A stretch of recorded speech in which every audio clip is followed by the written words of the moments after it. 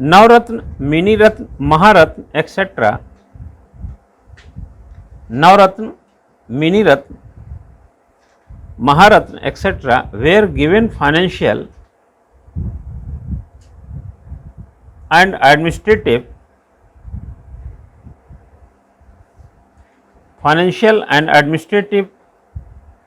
and managerial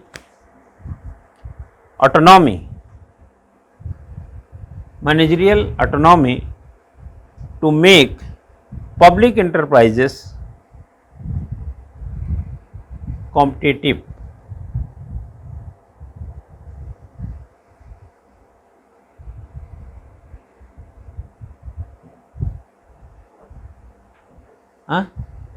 इसका मतलब ये हुआ कि लिख लो, इसके अतिरिक्त लोक उपक्रमों को प्रतिस्पर्धी बनाने के लिए नवरत्न, मिनी रत्न, महारत्न आदि को प्रतिस्पर्धी बनाने के लिए नवरत्न, मिनी रत्न, महारत्न आदि को वित्तीय एवं प्रशासकीय व प्रबंधकीय स्वायत्तता प्रदान की गई है। अब इसको प्रतिस्पर्धी बनाने के लिए अगर आप कहाँ चेंज करेंगे, वही बात बता रहा है ये। नेक्स्ट लिखिएगा उसी में आगे, the increased role of the market due to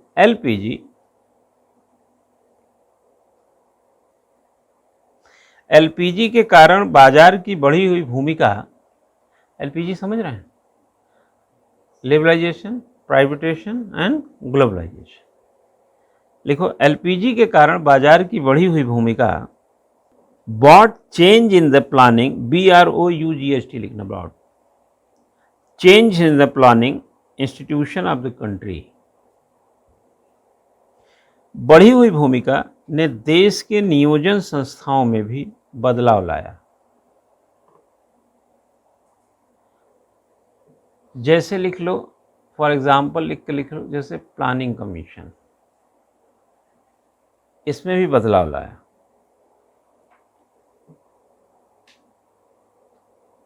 and today they make recommendations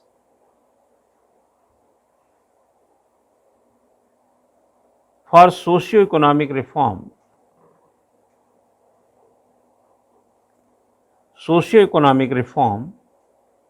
at the central and state, और वे आज केंद्र और राज्य में सामाजिक आर्थिक सुधार के लिए या सुधार हेतु सिफारिशें करते हैं। एंड मेक इंडिकेटिव प्लानिंग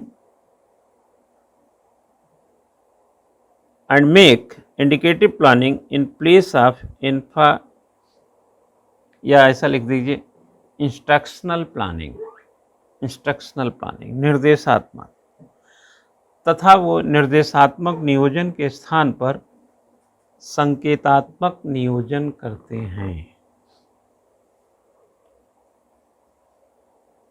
इस लिख लें, हिंदी वाले लिख लिए कि नहीं, तथा निर्देशात्मक नियोजन के स्थान पर संकेतात्मक नियोजन करते हैं। देखो ऐसा है ना, पहले क्या होता था, बड़ा रिसर्च ओरिएंटेड हम लोग काम करते थे। आपने गौर किया होगा, जब 2017 में जीएसटी आया था ना, तो जीएसटी में काम पहले नहीं किया गया, जीएसटी में काम अब हो रहा है। उसके बाद जीएसटी एक क्या था, इंडिकेटिव प्लान था। मोदी जी जितने भी प्लान लाते हैं वो सब इंडिकेटिव ही प्लान लाते हैं, संकेतात्मक, जिसमें एक संकेत, जैसे उन्होंने डीमोनेटाइजेशन किया तो उसके लिए क्या प्लानिंग थी, ना नोट छापा आपने पहले, ना आपने एटीएम पहले से बदले थे, ना आपकी प्लानिंग में था कि कैसे क्या करना है, वो तो आपने इंडिकेटिव, आपने सीधे एक्शन ले लिया। ऐसा क्यों होने लगा? ऐसा इसलिए होने लगता है कि जैसे आपके पास सारे रिसोर्सेस हैं, अब धीरे धीरे तो आदमी एक या कोई कंट्री हो एक कंप्लीट फॉर्मेशन में तो चला जाता है ना, उसको ऐसा लगता है भाई आज अगर हमको इंजीनियर चाहिए तो इंजीनियर मिल जाएंगे, लेकिन 50 पैसा थोड़ी था। आज अगर हमको डॉक्टर चाहिए तो डॉक्टर मिल जाएंगे, लेकिन 50 पैसा नहीं था। तो जब हमको सिर्फ इशारा करना है, बोल मेरे आका, बोले हाजिर हैं, इशारा करना है, तो सारी चीज़ें क्या चल रही, इंडिकेटिव आज की तारीख में। मोदी जी अगर वहीं से बोल दें कि मैं आ रहा हूं, तुम लोग एक मीटिंग अरेंज करो, बस बाकी हो जाएगा, कैसे होगा, कहाँ से होगा, वो सब कर लेंगे। क्योंकि आपने हर तरफ से धीरे धीरे धीरे धीरे इस तरीके का एक सब संरचनात्मक तौर पर स्ट्रक्चरल आपने डेवलप कर रखा, ठीक है। तो इंडिकेटिव चीज़ का नुकसान क्या होता है, उसमें रिसर्च की थोड़ी कमी रहती है। पहले जैसे कहते हैं ना कि हाथी की तरह दिखता है, बट उसकी जुताई उससे खेत की नहीं कर सकते। जैसे हाथी खाता ज़्यादा है, चलता भी धीरे धीरे है, मतलब किस काम का होता है, धरती पे बोझ होता है। मतलब एक उदाहरण दे रहा हूँ, उस हाथी का नहीं, हाथी जैसा बोला। तो इंडिकेटिव जितने भी प्लान होते हैं, तो गुड गवर्नेंस में क्या है, गुड गवर्नेंस में रोज एक नए लफड़े रहेंगे। लिबरलाइजेशन में क्या है, रोज नए लफड़े आएंगे। तो चीज़ को इंडिकेटिव कर दो। मोदी जी खुद ही अपने भाषण में बोलते थे कि हम, जब मनमोहन सिंह साहब प्राइम मिनिस्टर थे, तो हम कहते थे साहब कह दो ना, होता है कि नहीं, कह दो। अब पता नहीं क्या हकीकत है, बट कह दो, तो इससे डीमोनेटाइजेशन कर दो, कुछ होगा होगा नहीं देखा जाएगा।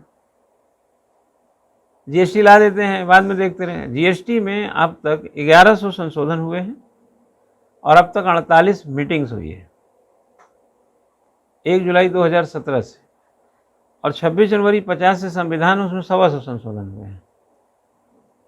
और 5 साल 6 साल की जीएसटी में संशोधन की संख्या 1100 है। अब इतने संशोधन में आप किसी भी कैलिबर के आदमी को देखिए, यानी ऑलमोस्ट अगर आप देखें 6 साल में, तो हर साल 200 संशोधन से गुजरा है। 200 संशोधन का मतलब आप एवरी डे, यानी एक आफ्टर वन डे, हर दूसरे दिन एक संशोधन हुआ है।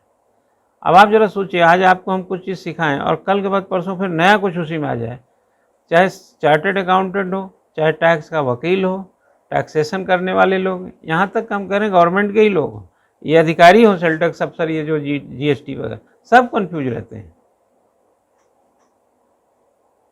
अगला संशोधन पता नहीं क्या, कम्युनिटी को इधर उधर करने का चलता रहता है। और देखेंगे जीएसटी कलेक्शन बहुत तेज़ी से इंक्रीज भी कर रहा है। जीएसटी कलेक्शन इंक्रीज करने के पीछे एक बड़ा कारण ये भी है कि इस पर पेनाल्टी भी बहुत लगती है। ऐसा नहीं है सिर्फ कमाई आमदनी के बाद हो रहा। आप आजकल ऑनलाइन हो गया है, तो पैसा जितना ऑनलाइन आएगा वो आप जीएसटी चुरा नहीं सकते। आप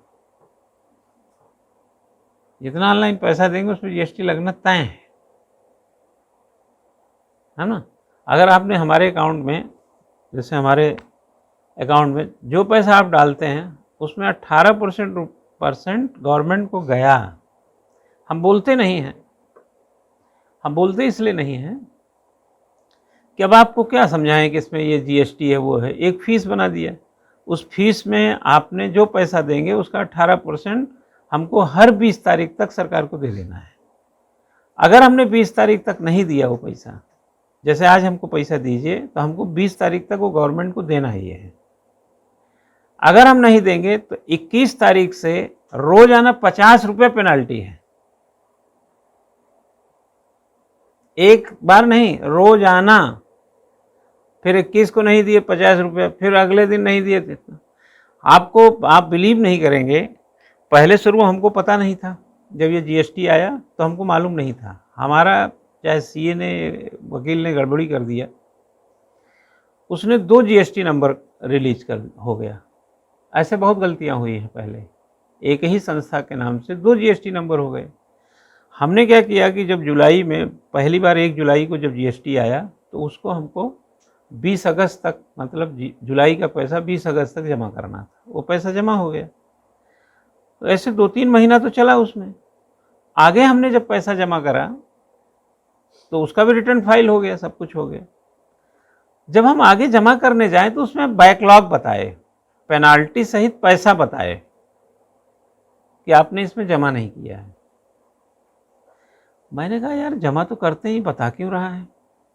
हमारे वकील ने क्या किया कि गलती से 2 जीएसटी नंबर थे, एक बार शुरू में तो भरा एक जीएसटी में, बाद में भर दिया दूसरी जीएसटी में। तो जब पहली वाले में जब भरने गए अगली बार के बाद, तो वो अंतर दिखा रहा था कि आपने दिया ही नहीं है पैसा।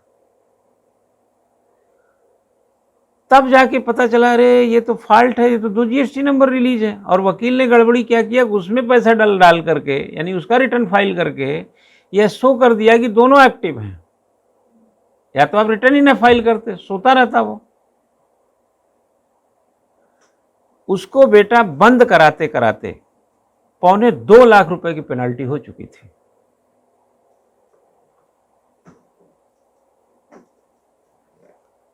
उसमें 35,000 रुपया जीएसटी का जमा प्लस बंद कराते कराते हमने 2.25 लाख रुपया पेनल्टी दिया। बहुत सारे बच्चे जो हमने टैक्स अफसर ये हैं, मैंने उनसे पूछा, बोले कि सर अगर ये प्राइम मिनिस्टर मोदी भी गलती किया होगा ना तो दे के ही जान छूटेगी उसकी। सर हम लोगों के पास कोई ताकत नहीं है इसको जितनी जल्दी हो सर पैसा वैसा दे के इसको बंद कराओ। ये राक्षस है सर जीएसटी, ये खा जाएगा घर परिवार लोगों का। तो ऐसे बोलते हैं लोग। बंद किया उसको, 2.25 लाख रुपए पेनल्टी। ये त्रुटि किसकी है, रिलीज कर दिया 2 जीएसटी। मैंने जाकर के टैक्स के लोगों को बताया कि ऐसा ऐसा मामला है, तो उन्होंने हमारे खिलाफ 7 नोटिस जारी कर दिया। 15 दिन के अंदर 7 बार नोटिस जारी किया गया। एक नोटिस का जवाब नहीं दिया, दूसरा नोटिस, तीसरा नोटिस, चौथा नोटिस। वो लोग को कहाँ पता था, वो तो हम ही जाके बताए कि इसको मुझे बंद करना है, ये प्रॉब्लम है। तो उसमें चूंकि हम एक में रिटर्न फाइल करना छोड़ चुके थे ना, एक जो हम पहले लिए थे उसमें जो बकाया पैसा था हमने दे दिया। हमने कहा चलो इसको भी दे दो, और उसको रेगुलेट कर दिए। लेकिन दूसरा छोड़ दिए ना, लेकिन दूसरा छोड़ने के बाद भी उसमें पेनाल्टी चल रही थी। और उसको बंद कराने के लिए जब हम गए तो चूंकि उसको एक्टिव मोड में आ चुका था, तो उनका कहना था कि आपको उसको छेड़ना ही नहीं था। तो हमने कहा कि जब हमारे इर्द गिर्द है तो छेड़वा लिया तो हम क्या करें, फिर बंद करो ना इसको। तो 7 नोटिस दिया था। तब मैं फिर गुस्से से गया था वहाँ, जीएसटी जो लक्ष्मी रोड पे नहीं ऑफिस है, वहाँ गया था। मैंने, आप बिलीव नहीं करेंगे, हंगामा काटा था। हंगामा समझ, जैसे घरों में लाठी डंडा लेके झगड़े नहीं होते, वैसे ही। मतलब वहाँ कम से कम 25-30 अधिकारी कर्मचारी इकट्ठे हो गए थे। केबिन से निकल इतना हल्ला किया था। हमने कहा हम इस जीएसटी में ही आग लगा देंगे, हम नहीं देंगे पेनल्टी, और ये आप लोगों का फॉल्ट है। और ये क्या नोटिस भेज रहे हो, क्या है नोटिस में ये? अरे जब हम कमाएंगे तभी तो जीएसटी देंगे, कमाई नहीं तो जीएसटी नहीं। ये तो कोई गुंडागर्दी चल रही है क्या? किस बात का नोटिस? इंतजार तो करो एक नोटिस का जवाब का। हमने कहा मैं लेखक हूँ, आपसे ज़्यादा पढ़ा लिखा हूँ, और आप जो नौकरी करते हैं इसी को पढ़ाता हूँ मैं। हमसे तो तानाशाही नहीं चलेगी आपकी। आज जितने ये, मैंने तो बाद में इसीलिए गुस्से में उस पर रिसर्च किया। सन 18 में हमने उस पर लगभग 4 साल रिसर्च किए। 250 की रिपोर्ट नहीं रखी हुई है, 250 पेज की। और बस गरियाया नहीं हूँ, माँ बहन की गाली नहीं दी, नहीं, सब लिखा हूँ उसमें। जीएसटी कैंसर है, कैंसर सोसाइटी का। जीएसटी सोसाइटी का कैंसर है। और देखो क्या होता है, जैसे किसी को कैंसर होता है, माउथ कैंसर हो गया तो उसका मुंह काट देते हैं। लेकिन जहाँ तक कैंसर है वहीं नहीं काटते, बहुत दूर तक काटते हैं कि कहीं इसके सेल्स जो हैं आगे न बढ़ गए हों। उसके बाद उसको कीमोथेरेपी देते हैं, है ना, कीमो करेंगे, कुछ और भी रेडिएशन वगैरह करते हैं। फिर भी अगर एकांक सेल्स आगे बढ़ गया है, फिर नया कैंसर पैदा करेगा। तो जीएसटी ने पहले क्या किया, जीएसटी ने पहले आपको जो गुड्स उसने चुने उस पे लगाया, लेकिन बाद में किस पे लग गया? पेन पे, पेंसिल पे, कलम पे, स्याही पे, दही पे, पनीर पे। लगाया ना। ये वही सेल्स है जो 1 जुलाई 2017 को छूट गया था काटने में, आगे बढ़ गया, एक नया कैंसर पैदा कर दिया। आज टमाटर 120 रुपये किलो है। टमाटर का भाव है 100 रुपये किलो से तो ज़्यादा है। हाँ, क्यों? 100 रुपये किलो टमाटर बिक रहा है। आप मुझे आसानी से बता सकते हैं कि जिस देश में 1.90 डॉलर यानी लगभग $2, अगर $1 की कीमत 80 रुपया ले लो तो 160 रुपया होता है। 160 रुपया वाला आदमी गरीबी रेखा के ऊपर होता है। उस देश में 100 रुपये किलो टमाटर है। 160 वाला 1000 रुपये रोज कमाने वाला भी 100 रुपये किलो के टमाटर के नाम पर दांतों तले उंगली दबा रहा होगा। आपके माता पिता आपको पढ़ने के लिए भेजे हैं, आप यहीं मार्केट में चले जाइए, आप 1 पाव टमाटर या आधा किलो टमाटर 50 रुपये के ले आइए। आप क्या जिस एवज में टमाटर का रेट बढ़ा, जो खर्च कमाई है एवज में बढ़ी क्या? तो ये किसकी ड्यूटी है? ये अभी इसी पर मुद्रास्फीति के नाम पे, महंगाई के नाम पर, कमाई के नाम पर, जेब ढीला के नाम पर ये अनियंत्रित बिहेवियर होता रहेगा और सरकार को लेकर नहीं डूबा जाएगा तो किसको डूबेंगे आप? क्यों भाई? जब सनम आप मेरे हैं तो सनम हम भी तुमको लेके डूबेंगे? नहीं, सनम को सनम ही तो लेके डूबेगा। क्यों भाई? तो सरकार क्या है हमारे लिए? वही सनम है। जब हमको डुबोने किसको डुबोएगी सरकार? सरकार किसको डुबोएगी बताइए? सरकार सरकार को डुबोएगी। सरकार तो स्वयं सरकार है, जनता को।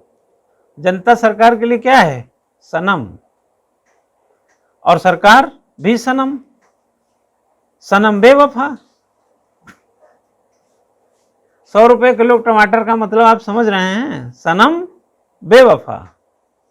अरे आप नियंत्रण करो ना यार। बड़े हो, बड़ी मशीनरी है, क्यों 100 रुपये किलो टमाटर चला गया? अच्छा चलो 100 रुपये किलो टमाटर चला गया, जिसने टमाटर पैदा किया उसकी आर्थिक हालत सुधरेगी क्या? इस देश के किसान की बात कर रहा हूं मैं। टमाटर कोई अंबानी साहब अपनी फैक्ट्री में तो पैदा करते नहीं, या कोई अड़हतिया जो है अपने छत पे तो पैदा किया नहीं है। टमाटर तो इस देश के किसानों ने पैदा किया ना। तो टमाटर का रेट बढ़ने से उस किसान के आर्थिक हालात बदलेंगे क्या? बिचौलिए बड़े हो जाएंगे, जो स्टोर में टमाटर रखे वही अमीर हो जाएंगे और जनता लूट जाएगी। और जनता किसकी सनम है? सरकार की। और सरकार क्या हो रही जनता के लिए? सनम बेवफा। नियंत्रण करो, आपको कंट्रोल करना पड़ेगा उसमें, आप बच नहीं सकते। अब उसके बाद भी आप कहेंगे गुड गवर्नेंस है। ये गुड गवर्नेंस है? हाँ, 100 रुपये किलो टमाटर गुड गवर्नेंस? हद हो गई यार गुड गवर्नेंस की। गेटिसबर्ग में अब्राहम लिंकन ने 1860 में लोकतंत्र की परिभाषा गढ़ी। जनता के लिए, जनता के द्वारा जनता की जो सरकार होती है, फॉर पीपल, फॉर फलाना, फार दिया।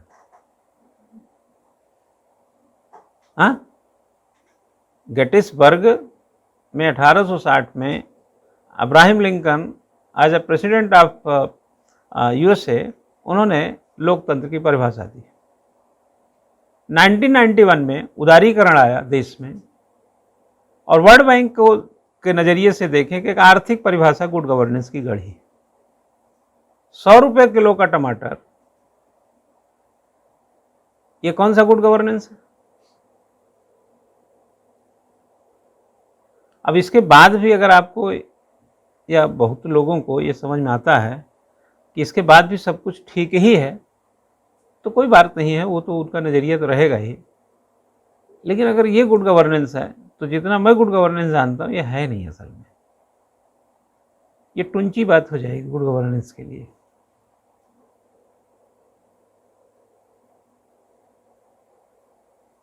क्या समझे भाई? आपका डीए जो होता है, हाँ, 6 महीने साल भर में बारी आती है, और महंगाई रोज। हाँ, अभी हल्ला होगा कि 5 रुपये थाली खाना मिल जाता है, कई कहेगा हम टमाटर खाते ही नहीं हैं, टमाटर खाने से किडनी में पथरी हो जाता है, वो कुछ और प्रॉब्लम बता देंगे, मतलब कम खाओ टमाटर। किसान वहीं खड़ा रहेगा, जनता लुट जाएगी, बिचौलिए अमीर हो जाएंगे, और सरकार फिर थैला लेके ढूंढेगी कि कहाँ गया मेरा वोटर। वोटर को तो ऑक्सीजन आप खींच लिए हो पहले से, लेकिन फिर लब्बो लुआब करके वोट हथिया लो। तो ये गुड गवर्नेंस नहीं है। अगर शाम को महंगाई बढ़ी तो भोर में 5 बजे महंगाई खत्म हो जानी चाहिए, तब गुड गवर्नेंस है। अगर कोई गाड़ी खाई में गिरती है तो उसको 1 हफ्ते बाद निकालते हैं क्या आप? नहीं, आप बताइए। कोई बच्चा बोरवेल में गिर जाता है तो उसको 1 आध साल बाद निकालते हैं क्या? 4 धाम यात्रा चल रहा है, कोई सड़क बीच से टूट गई और दोनों तरफ गाड़ियां खड़ी हैं तो महीने भर इंतजार करते हैं क्या सड़क बनाने का? ये सब कहीं ना कहीं कैजुअलिटी है ना, एक डिजास्टर है ना। इस देश में जहाँ पर 27 करोड़ लोग गरीबी रेखा के नीचे हों, 19 करोड़ लोग भूखमरी के कगार पे हों, और 140 करोड़ की जनसंख्या हो, और जहाँ 80 करोड़ को 5 किलो अनाज दिया जाता हो क्योंकि वो सक्षम नहीं है, वहाँ पर 100 रुपये किलो का टमाटर किसी डिजास्टर से कम नहीं है।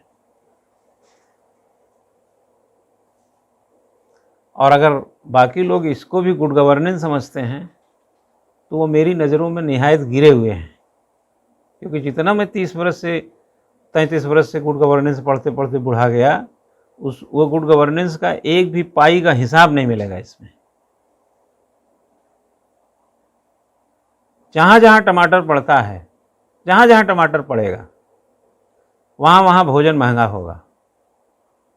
आप चले जाओ होटल में, 100 रुपये किलो का टमाटर डाल के अगर तड़का मारेगा दाल में तो 5 रुपये रेट बढ़ा चुका होगा। जहाँ जहाँ टमाटर सिर्फ आपके किचन के लिए महंगा नहीं हुआ। अभी इलाहाबाद में या कहाँ उत्तर प्रदेश में परीक्षा हो रही थी कल, किसी का बांदा सेंटर, किसी का कानपुर, किसी का बनारस, कहीं कहीं। तो लड़के गए होंगे, ठेले पे भी खाना खाए होंगे ना, तो अगर टमाटर का तड़का मारा होगा ना तो 40 रुपये का खाना 45 रुपये कर दिया होगा। असर को देखिए। महंगाई बेटा एक ऐसा कैंसर है जिसका नो आंसर है, और इसके लिए सर्जन बहुत अच्छा होना चाहिए। जहाँ से उसका सेल्स निकालने के लिए काटे हो, सही से काटो और सही से कीमो करो, ताकि मरीज ठीक हो जाए, उभरे ना कैंसर। महंगाई पे कंट्रोल करना, अगर आप एक कदम महंगाई एक कदम आगे बढ़े, अगला कदम दबोच लो तो गुड गवर्नेंस, अदरवाइज सिर्फ गवर्नेंस। हाँ, मजाक हो रहा है। अच्छा, हमको दुकानदार, जब मैं कभी बात करता हूँ ना तो मुझे दुकानदार बोलते साहब हमको महंगाई से कोई फर्क नहीं पड़ता, हम तो उतना ही मुनाफा लेते हैं, महंगा होने से हमारा फायदा नहीं बढ़ता है बल्कि हम लोगों को नुकसान होने लगता है। उनको भी बताते हैं जो छोटे दुकानदार हैं, भाई मंडी से अगर हम 80 रुपये किलो टमाटर लाएंगे तो सर हम 10 रुपये तो लाते लाते लग गया 1 किलो पे, टेम्पो वाले को ये वो सर्विस। अब बीवी बच्चे हैं सर, खिलाएंगे पिलाएंगे नहीं क्या, 10 रुपये मुनाफा भी चाहिए, 100 रुपये में बेच रहे हैं। अब आप कितना भी कर लेंगे, कम कराएंगे कितना भी, तो 90 रुपये से कम तो हम भी नहीं दे सकते आपको, क्योंकि उतनी भर्ती ही लग गई है। लेकिन कहते हैं सर चाहे 30 का टमाटर हो तब भी हम उतना ही फायदा लेते हैं, चाहे 100 का टमाटर हो तो भी, क्योंकि हम उसी ढंग से हम भी रेट बढ़ा देते हैं ना। नुकसान किसका होता है? मतदाताओं का। हाँ, और सरकार क्या है? माई बाप। हर हर मोदी, घर घर मोदी।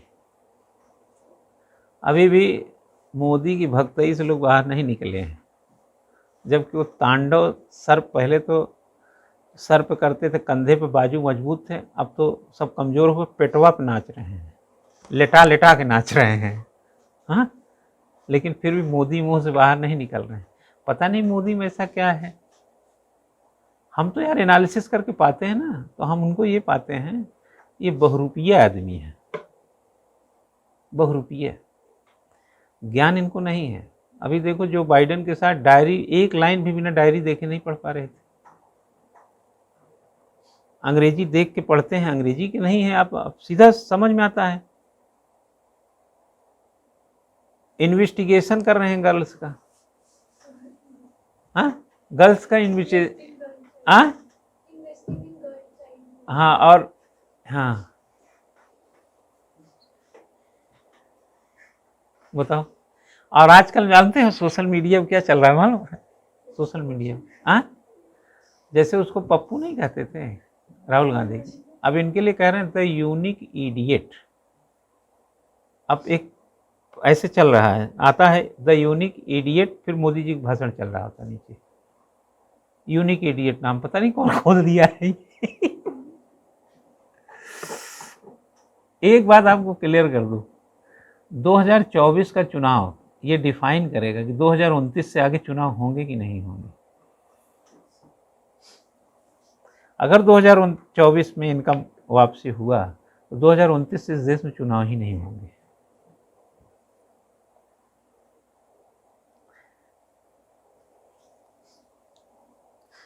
ये सब लोकतंत्र के लुटेरे हैं। आपको नुकसान बहुत हो रहा है, युवाओं का बहुत तगड़ा नुकसान हो रहा है, ध्यान रखना। ये धामी सरकार वैकेंसी नहीं निकाल रही है और आप इसी सरकार पर लट्टू होते हैं। क्या कर रहे हैं आप? भाई रोजगार हाथ में नहीं होगा कैसे काम चलेगा? 4 साल तक उसने वैकेंसी नहीं निकाला, एक हरामखोर था। और उसके बाद एक गिरते पड़ते एक आई, अभी मेंस की कॉपी तक नहीं चेक है उसकी, अब ये अटका के रखे, टाइम टेबल दे के बैठी हुई है। 2 जुलाई आ रहा है, प्रारंभिक परीक्षा है। बहुत दिक्कत है। 100 रुपये किलो टमाटर, बाप रे, ये तो मैं समझता हूँ यार किसी टाइम नहीं रहा आज तक।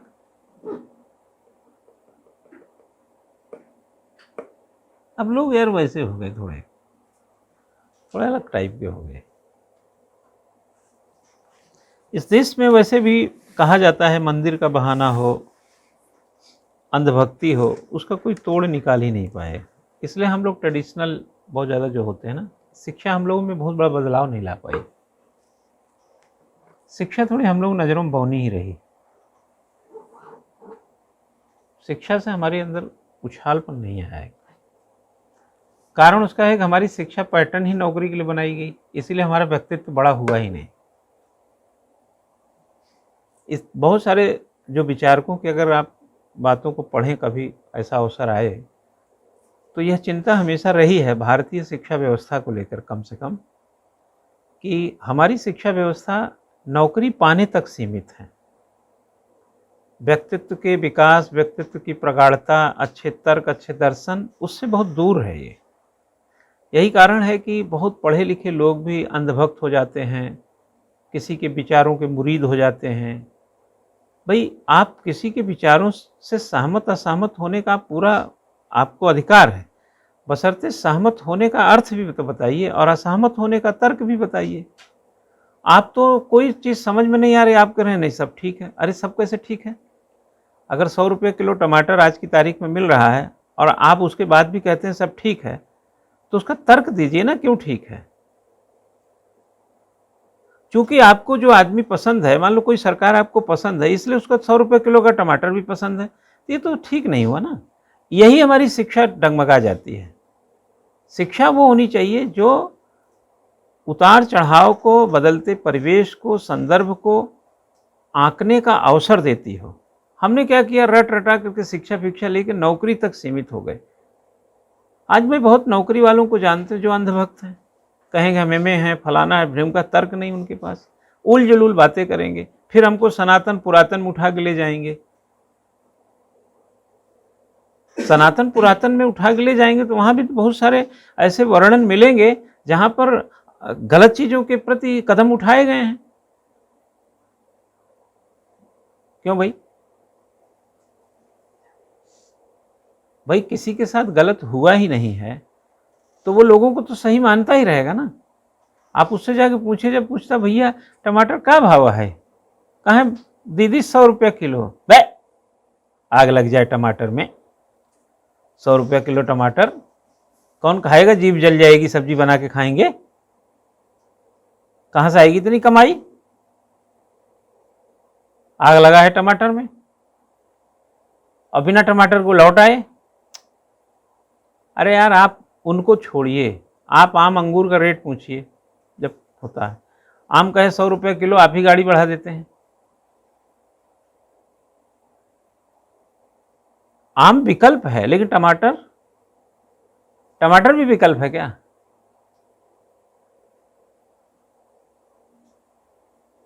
पोटेशियम जो बॉडी को चाहिए, यही सब पदार्थ तो होते हैं जो मिलेंगे आपको।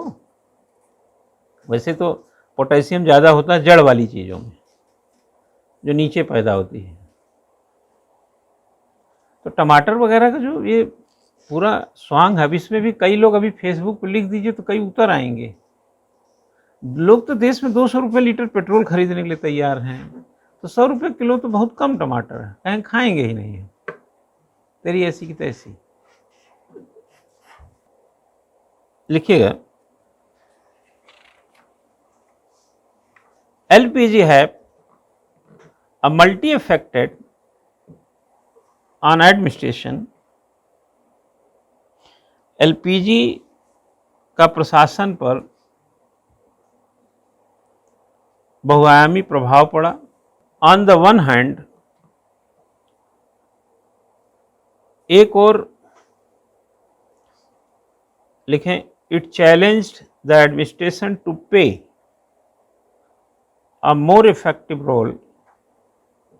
It challenged the administration to play a more effective role and inspired a wide range of administrative reform। A wide range of administrative reform। एक और प्रशासन के समक्ष अधिक प्रभावशील भूमिका निभाने की चुनौती रखी। अधिक प्रभावशील भूमिका निभाने की चुनौती रखी तथा व्यापक स्तर पर प्रशासनिक सुधार को प्रेरित किया।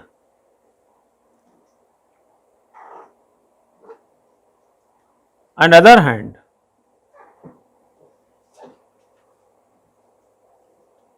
वहीं दूसरी ओर कह सकते हैं इसको, while the social economic development programs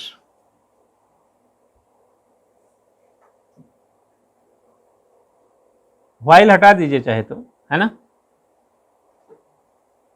the socio economic development programs and policies of any country were also greatly affected by it।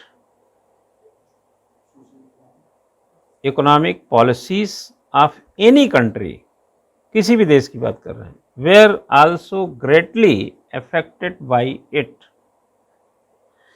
वहीं दूसरी ओर किसी भी देश का सामाजिक आर्थिक विकास, कार्यक्रम व नीतियां भी इससे काफी प्रभावित हुई।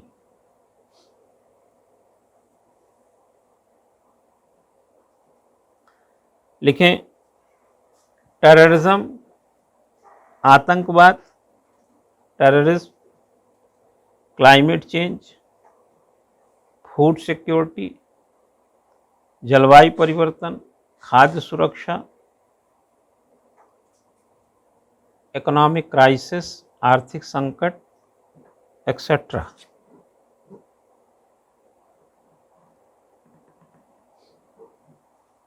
Also put pressure on the administration,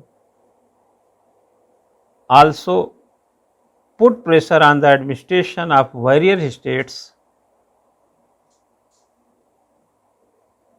various states to take steps in this regard. आदि भी विभिन्न राज्यों के प्रशासन पर इस संबंध में कदम उठाने का दबाव बनाया या दबाव डाला कि इसको लेकर के भी सोचिए। विभिन्न राज्यों के प्रशासन पर इस संबंध में कदम उठाने हेतु दबाव डाला। लास्ट में लिख दीजिए, hence it can be said, अतः कहा जा सकता है, that LPG posed various challenges to the administration। अतः कहा जा सकता है कि एलपीजी ने प्रशासन के समक्ष विभिन्न चुनौतियां उत्पन्न की।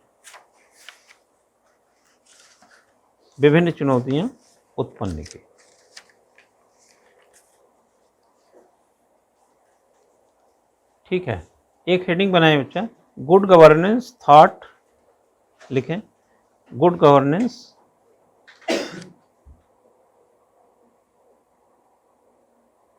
थ्रू लिख दो, थॉट के बजाय, through public administration and public policy.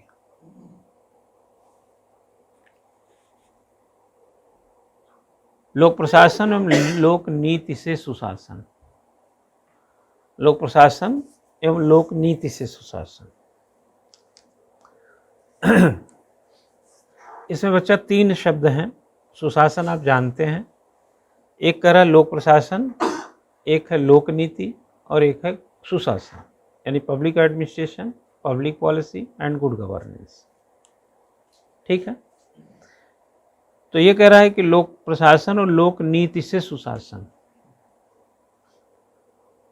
सुशासन एक लक्ष्य है, सुशासन कोई मैकेनिज्म नहीं है।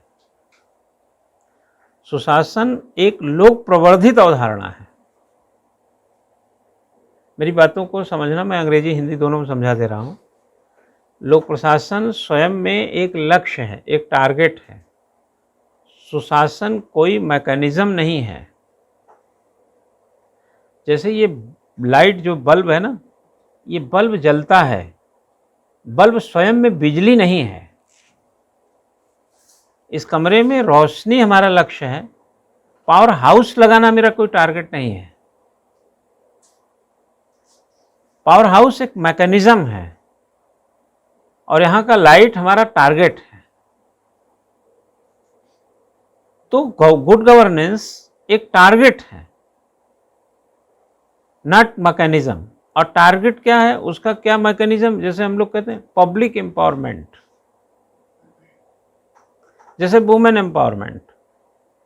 आप वुमेन एम्पावरमेंट के लिए क्या लाएंगे, ये मैकेनिज्म का, ये टूल्स का काम है, जो सरकारी मशीनरी उसका काम है। लेकिन गुड गवर्नेंस कोई सरकार नहीं है। गुड गवर्नेंस एक फील गुड है। भाई संविधान में कहीं लिखा है क्या कि एक सुशासन पैदा करना है? हम क्या करते हैं, एक मंत्रिपरिषद का निर्माण करते हैं, पहले संसद बना लेते हैं, उसी में से एक सरकार निकालते हैं और उसे सरकार का जो मंत्रिपरिषद का जो प्रमुख होता है वही प्रधानमंत्री होता है। कहीं पे सुशासन शब्द लिखे हैं क्या संविधान में? आपने वुमेन एम्पावरमेंट लिखा है क्या? आपने, आप वुमेन एम्पावरमेंट पाना चाहेंगे ना, स्किल बढ़ाना है युवाओं की, संविधान में लिखा है क्या? स्किल बढ़ाने के लिए आप योजना, ये पावर आपको मिला है, पावर है, आप प्लान बनाइए। प्लान चूंकि पब्लिक के लिए, इसलिए पब्लिक का प्लान हो गया। पॉलिसी बनाइए, वही तो पब्लिक पॉलिसी कह देंगे, क्योंकि वो पब्लिक पॉलिसी किसके लिए है? पब्लिक के लिए। और जो हमारा एडमिनिस्ट्रेटर है किसके लिए काम करता है? पब्लिक के लिए, तो पब्लिक एडमिनिस्ट्रेशन। भाई आपने सुने हैं हाउस वाइफ, सुने हैं कि नहीं? लोग कहते हैं कि मैडम हमारी हाउस वाइफ है। What do mean house wife? Husband का नहीं बोला जाता हाउस हस्बैंड?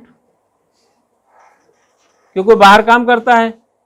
भाई कोई कारपेंटर हो, कोई पेंटर हो, कोई मैकेनिक हो, कोई सब्जी बेचने वाला हो, कोई दुकान चलाने वाला हो, कोई कलेक्टर हो, कोई क्लर्क हो, कोई इंजीनियर हो, कोई डॉक्टर हो, कोई गाड़ी चलाने वाला हो, कोई गाड़ी पे सामान लोड करने वाला हो, ये सभी कौन हैं? काहे नहीं हाउस हस्बैंड है। ये घर से निकल जाते हैं, शाम तक काम करते हैं, फिर लौट के आते हैं। उसकी पत्नी से पूछिए कि आपके पति क्या करते हैं, तो बोल दे हमारे पति जो है दफ्तर में, फलाना में, बैंक में, जहां भी जो काम कर रहे हैं काम करते हैं, सर्विस में है। काहे नहीं बोलती हाउस हस्बैंड है? लेकिन उसी आदमी से पूछिए कि आपकी पत्नी क्या है, बोले हाउस वाइफ है ना। हाउस वाइफ का मतलब घर में रहती हैं, घर के खाने वगैरह जो भी खाना पीना रहना साज सज्जा जो भी घर की ज़रूरतें वही करती हैं, मतलब कहीं बाहर सर्विस नहीं दे रही हैं। यही संकेत है ना, यही संकेत है ना भाई। तो जो हमारा एग्जीक्यूशन पार्ट है हाउसवाइफ में कन्वर्ट हो गया, मतलब घरेलू। और जब हम दफ्तरों में काम करते हैं तो हम सर्विस क्लास हो गए, कोई ये हो गया, कोई इंडस्ट्रियलिस्ट हो गया, वगैरह वगैरह। काम तो आप भी करते हैं, आप भी तो काम ही करते हैं। खाना बनाना काम नहीं होता क्या? और बड़े मन मार के कहेंगे कि हमारी पत्नी हाउस वाइफ है। उनको लगता है कि डिप्टी कलेक्टर क्यों नहीं है।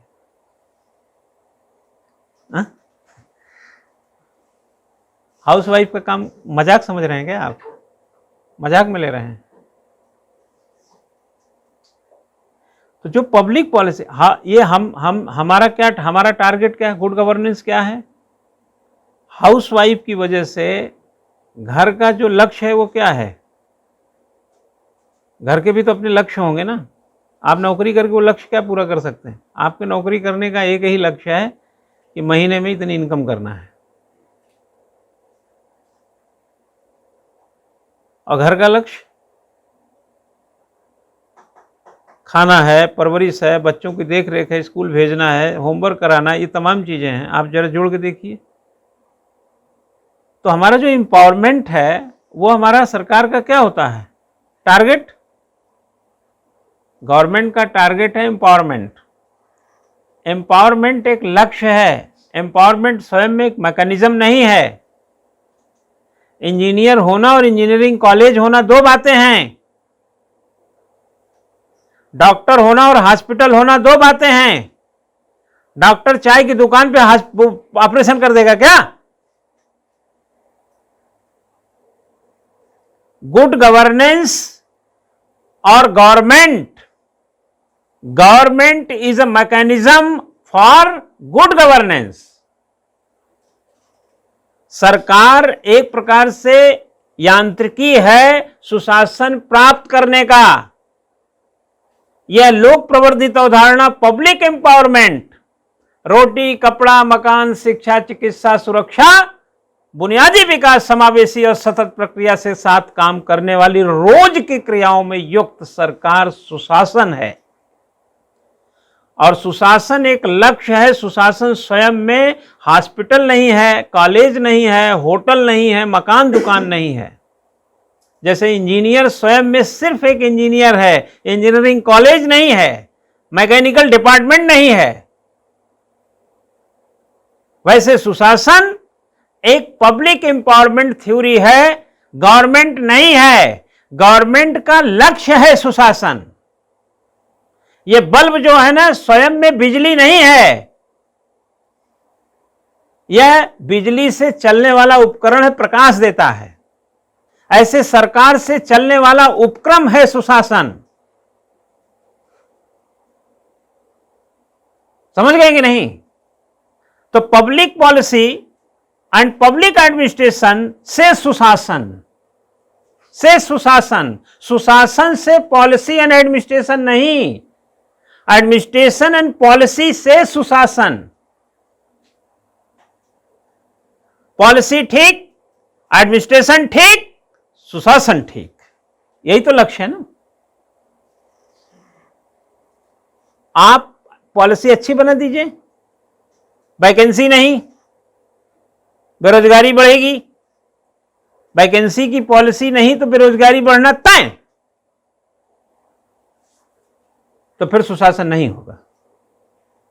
सुशासन तो मैंने क्या, अरे तुम मेन स्विच बंद कर दो, यहां लगाए रहो 1000 वाट का बल्ब। मैंने बोला ना, बल्ब स्वयं में बिजली नहीं है, सुशासन स्वयं में मैकेनिज्म नहीं है, चलता है। हैंडलिया जो पकड़े रहते हैं एक्टिवा के, बिना बटनिया दबाए स्टार्ट हो जाए, हैंडलिया क्या करेंगे?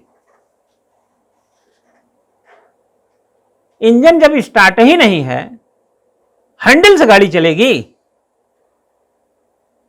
हैंडल मैकेनिज्म नहीं है, आपको किधर जाना है उसमें मदद करेगा, लेकिन ले जाएगा उसको इंजन ही। वुमेन एम्पावरमेंट, गरीबों को शिक्षा, चिकित्सा, सुरक्षा, सब कुछ जो देते हैं सरकार देती है। सरकार एक पावर हाउस है, सुशासन उसी पावर हाउस को एक लक्ष्य बनाया हुआ है, बस। पब्लिक एम्पावरमेंट रोज हो सुशासन है। और ये कैसे मिलेगा? रोज पब्लिक पॉलिसी बनाओ, रोज एडमिनिस्ट्रेशन को डंडा करो, करो काम। समझ गए ना? टमाटर वही है बेटा जो मार्च के महीने में था, अप्रैल के महीने में था, मई के महीने में था, आखिर जून आते ये खत्म होते होते टमाटर 100 रुपये किलो क्यों चला गया? टमाटर में कोई अलग से कुछ डाल दिया क्या आपने? कोई केमिकल मजबूत बनाने वाला कुछ, उसका रेट बढ़वा दिया आपने? सरकार का लक्ष्य क्या है? महंगाई कम हो। अगर महंगाई कम नहीं कर पाती है तो जो वुमेन छोड़ दीजिए, जो पब्लिक एम्पावरमेंट है वो खतरे में होगा। तो पब्लिक एम्पावरमेंट एक लक्ष्य है और यही गुड गवर्नेंस है। तो गुड गवर्नेंस नहीं मिलेगा, होगा कुछ नहीं। अगर कोई आदमी सांस नहीं ले रहा है तो क्या हुआ होगा भाई? डॉक्टर ने देखा, बोला इनको सांस नहीं आ रही, तो हम क्या समझेंगे उसको? मर गया है ना। तो लोग कभी कभी कहते हैं ज्यादा से ज्यादा क्या होगा? हाँ भाई, ज्यादा से ज्यादा हमारा क्या कर लेंगे आप? और ज्यादा से ज्यादा होगा क्या? भाई कोई जोखिम भरा काम आप कर रहे हैं जो जानलेवा है, तो ज्यादा से ज्यादा क्या हो जाएगा? सांस लेना बंद कर दूंगा मैं, और क्या? बाकी आप डिसाइड कर लो, हम मरे हैं कि जिंदा हैं, बट हम सांस लेना बंद कर दिए। ज्यादा से ज्यादा आप क्या करेंगे भाई? आप टमाटर का रेट 100 रुपये किलो कर दीजिए, पेट्रोल का रेट बढ़ा दीजिए, कुछ भी कर लीजिए, ज्यादा से ज्यादा आप क्या कर लेंगे? हम टमाटर ही नहीं खाएंगे, हम गाड़ी बेच देंगे। आप करो ज्यादा से ज्यादा जो कर लें, मतलब आप ज्यादा से ज्यादा करेंगे क्या? अब कोई सरकार ज्यादा से ज्यादा कितने दिन रहेगी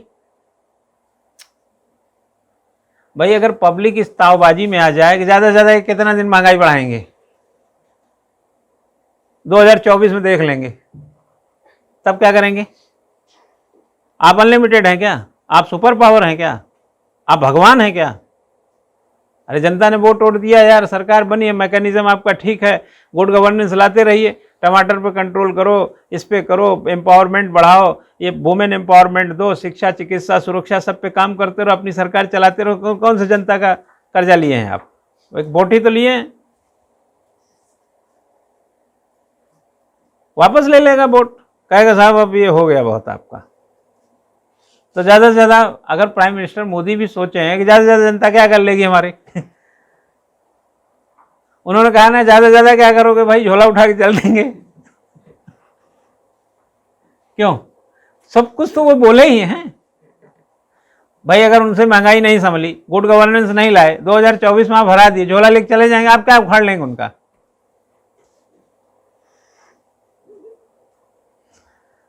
public policy and public administration को क्लबिस्ट करके गुड गवर्नेंस कैसे पाया जा सकता है? से लोक प्रशासन एंड पब्लिक पॉलिसी यानी लोक नीति से सुशासन।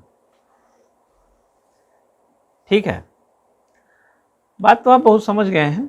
2-3 बातें इसमें भी लिख लीजिए। लिखिए, द कंसेप्ट ऑफ रूल और governance, the concept of rule और governance is not a new one, not a new one। शासन या अभिशासन की अवधारणा कोई नई नहीं है, कोई नई नहीं है। आपको हम आगाह कर रहे हैं कि हम तुम पे मरते हैं, तुम हम पे मरते हो। यही हो सकता है ना, हम आप पे मरे, आप पड़ोसी पे मरे, ये तो उल्टा मरना हो गया ना हम तुम पे मरते हैं, तुम हम पे मरते हो। तो मैं ये कह रहा हूं, ये कोई नई बात नहीं है, यही परंपरा है। जनता सरकार के लिए जान लड़ाती है, जनता सरकार को पारितोषिक करती रहती है अपने मतों से। यही परंपरा रही 75 साल से राजू, यही चल रहा है। इसलिए नो टेंशन, टेंशन लेना मना है, ये नई बात नहीं है। रूल्स है, गवर्नेंस है, ये सब चलता रहा है। कहाँ नहीं था गवर्नेंस यार? गवर्नेंस हर युग में था। रूल में तो हम रोज रहते हैं, रोजाना। आगे लिखो, but of course it means, of course, but of course बोलते हैं ना, it means different things to different people। ठीक है ना? लेकिन यह जरूर है, यह आवश्यक है, यह अवश्य है, लिख दो, लेकिन यह अवश्य है कि विभिन्न लोगों के लिए इसका विभिन्न अर्थ निकलता है। ठीक है? रूल एंड गवर्नेंस कोई नई बात नहीं है, लेकिन यह भी हकीकत है कि हर व्यक्ति इसका अलग अलग अर्थ निकालता है। 100 रुपया किलो टमाटर, ये रूल के भीतर ही है भाई। महंगाई अब है तो किसी और की थोड़ी है, वो भी सरकार की ही है। 30 रुपये किलो टमाटर भी किसका था? सरकार का ही रूल था, गवर्नेंस तब भी था। 100 में भी गवर्नेंस है, लेकिन इस पर इंटरप्रिटेशन सबका अलग अलग होगा। कई कहेंगे कि क्या हो गया, क्या हो गया 100 रुपया किलो टमाटर में, भूखे मर जाओगे? हाँ, इतने दरिद्र हो, इतने गए गुजरे हो, वैसे तो डींगे मारोगे दुनिया भर का, ये करते हैं वो करते हैं, तमाम ताम झाम बताओगे, 100 रुपया किलो का टमाटर तुम नहीं खरीद सकते? कई गवर्नेंस का इंटरप्रिटेशन इस तरह कर देंगे। कई कहेंगे अरे यार क्या हो रहा है, ये तो निहायत यार जास्ती है, बताइए इतनी महंगाई, टमाटर पे डकैती, 100 रुपये किलो टमाटर, हद हो गया भाई, सरकार क्या कर रही है? कुछ का गवर्नेंस को लेकर इंटरप्रिटेशन इस तरह का होगा, लेकिन यह कोई नई बात नहीं है।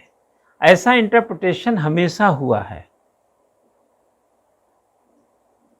कुछ गवर्नेंस के पक्ष में इंटरप्रिटेशन किए, कुछ उस कृत्य जो गड़बड़ हुआ उसके विपक्ष में किए। लेकिन जैसे हमने कहा, ऑफ कोर्स यह अवश्य है कि इंटरप्रिटेशन डिफरेंट होता है, लेकिन आपके इंटरप्रिटेशन से अगर महंगाई घटती हो, दूसरा पहलू भी तो जाएंगे। अगर महंगाई का हल्ला करने से महंगाई घटती है तो इंटरप्रिटेशन करेक्ट हुआ कि नहीं? किसानों ने आंदोलन किया, और साल भर बाद वो किसान कानून वापस हुए तो आंदोलन सही था कि नहीं? भाई एक इंटरप्रिटेशन ये था कि यही मीडिया के लोग बहुत सारे मिल जाएंगे जो चप्पल चाटते रहते हैं हमेशा। हमको तो बहुत क्रोध, हम तो टीवी डिबेट में ही जाना बंद कर दिए, एक आध साल से हम जाते ही नहीं है। सही बात बोलो, कोई सुनना नहीं चाहेगा, हमारे नज़रों में जो सही है, बाकी उनकी नज़रों में तो हम गलत ही हो सकते हैं। हमारी नज़रों में जो सही है, जो हमको सही, भाई हमको क्यों नहीं सही लग रहा है? हमारे इंटरप्रिटेशन बुद्धि में कोई कमी हो तो बता दीजिए। और लोग कहते हैं बुद्धिजीवी वर्ग, पढ़ा लिखा वर्ग जो है ये नहीं करता, वो नहीं करता। बुद्धिजीवी वर्ग जब बोलता है तो कई लोगों का तो मतलब तबीयत खराब हो जाती, फिर तो बुद्धिजीवी वर्ग तो इतना समझदार है, बोला चुप ही रहो यार। अभी हम ही लोग ठीक ठाक बोल दें तो कई लोग तो अस्पताल चले जाते हैं। अब कौन उसका जिम्मेदार हो? इससे बढ़िया चुपचाप खाओ पियो रहो। लेकिन यह भी एक कायरता है एक प्रकार की। अगर रामायण और महाभारत के युग में बात करें तो सही बात का समय पर नहीं कहा जाना भी ऐसे बुद्धिजीवी इस देश के लिए बोझ और कायर हैं। मैं अपने को भी जोड़ के बोल रहा हूं। अगर सही समय पर सही विन्यास के साथ, बिना कुतर्क किए सही तर्क के साथ अपना इंटरप्रिटेशन आप सामने नहीं लाते हैं तो इस धरती पे बोझ भी हैं और अव्वल दर्जे के कायर व्यक्ति हैं। पढ़ाई लिखाई सब आप पर डांड है, मतलब जिसको कहते हैं ना फालतू का किया गया आप पे। हम तो लिखते पढ़ते हैं, हम तो बोलते हैं भाई। मतलब कायर लोग होंगे, हमको थोड़ा कम कायर रख सकते हैं। दूध का धुला तो मैं भी नहीं हूँगा। अब अगर मैं बोला उत्कृष्ट ही व्यक्ति बता दूं तब भी आपको अपच हो जाएगी, हाँ? और बहुत खराब बता दूं तब भी उतना आप असहज हो जाएगा आपके लिए। तो मैं बीच वाला रख लिया, बीच वाला ठीक रहता है। लिखता पढ़ता हूँ, बताता हूँ, सरकार हो प्रशासन हो उसमें जो खामियां वो भी ढूंढ के निकाल के समझाता हूँ।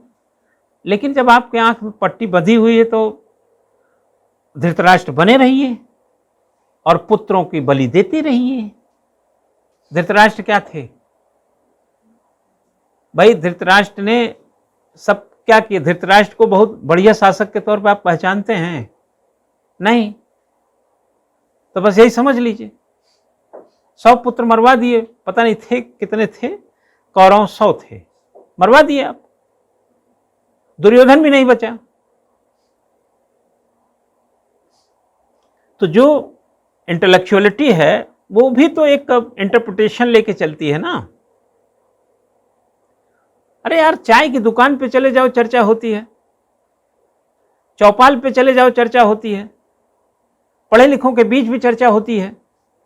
इंटरप्रिटेशन तो गवर्नेंस को लेकर पर्टिकुलर पर्सन पर्टिकुलर रहता है, ये कोई नई बात नहीं है। और इसी इंटरप्रिटेशन से सरकारों पर प्रभाव पड़ता है। आज आप मीडिया हाउसेस को जाके देख लीजिए, अगर ये सही बात को बताने के लिए तैयार हों तो जनता की भलाई हो जाएगी कि नहीं? आप जानते हैं गलती सरकार की नहीं है, हम तो सरकार को दोष ही नहीं देते हैं। अपराध करने वाली गलती नहीं है, अपराध जो सह रहा है उसकी गलती है। अपराध किया ही जा रहा है अपराध सहने के कारण। गाली आपको इसलिए मिल रही है क्योंकि आप गाली सुन रहे हैं। गाली देने वाले मुंह पर आपने हाथ नहीं रखा, इसलिए गाली निकल रही है। सरकार की गलती नहीं है। आज 100 रुपए किलो टमाटर के बाद भी कितने मीडिया घराने ऐसे होंगे जो इस पर इंटरप्रिटेशन भी उनका बड़ा सही आ रहा होगा। पेट्रोल का रेट 100 रुपया होने के बाद भी किसान कानून में भी जाके देख लीजिए कितने मीडिया हाउसेस सिर्फ उसके लाभ बताने के लिए रोज 9 बजे 8 बजे दिन भर लगे रहते थे। इतना जब लाभ था तो सरकार क्यों वापस ले लिया? इतना भी यार चमचागिरी मत करो यार कि जिसमें कि जनता कल तुमको मतलब इतना कोस दे। तो हमारे देश में सबसे बड़ी कायर कौन है मालूम है? कायरता कौन कर रहा है इस समय? इस समय हमारे देश में सबसे बड़ा कायर हमारा मीडिया है। और दूसरे दर्जे का कायर कौन है मालूम है? बुद्धिजीवी वर्ग। दो कायर हैं इस देश में, एक मीडिया है, एक बुद्धिजीवी है। सरकार की कोई गलती नहीं है, सरकारें सरकार की तरह चलती ही हैं। भाई सरकार जैसा समझती है, जैसा उसको लगता है, वैसे ही तो काम करेगी ना। आप उसका इंडिकेशन तो सही रखो ना। भाई घर में जो जैसा है वैसे तो रहता है ना। क्यों पिताजी कह देते हैं कहां बैठे हो, हाँ ऐसे बैठा जाता है। आप इंडिकेशन सही रखो ना। आप बोलते भी नहीं हो, या तो आप डरते हो या तो निहायत प्यार करते हो। तो इस देर हाँ, दो ही कंडीशन होते हैं नहीं बोलने के, या तो हम तुम पे मरते हैं या तो तुम मार दोगे इसलिए डरते हैं। दोनों परिस्थितियों में नहीं बोलेंगे। कई लोग तो बहुत प्रभावित हैं इसलिए सोचें कोई बात नहीं, जो हो रहा है ठीक है। कई लोग प्रभावित नहीं है लेकिन नहीं बोलते हैं, और मीडिया के लोग मुंह खोलते हैं तो जनता का रोज नुकसान करते हैं। इंडिकेशन दे दो ना। आप व्यवस्था नहीं हो, आप व्यवस्था के हिस्से हो। अरे पहिया अगर कार का एक नट ढीला होता है तो पहिया ठीक काम नहीं करता है। ड्राइवर समझ जाता है कि कुछ हो रहा है, हवा कम हो पता चल जाता है। लेकिन यार ऐसा भी हो कि आप ये सब का आइडिया ही ना लगा पाए।